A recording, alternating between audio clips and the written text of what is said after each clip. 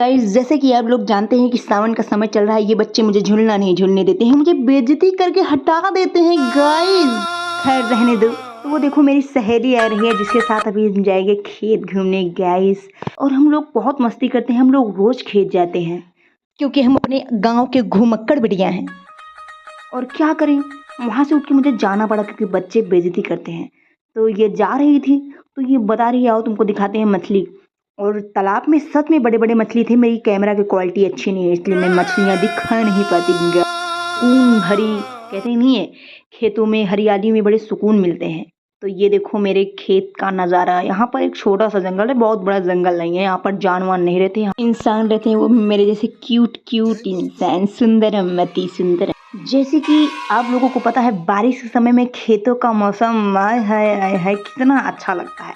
अब हम बीच बीच बीच में अपना शकल इसलिए दिखाते हैं कि आप मुझे भूल न जाएं गाइस।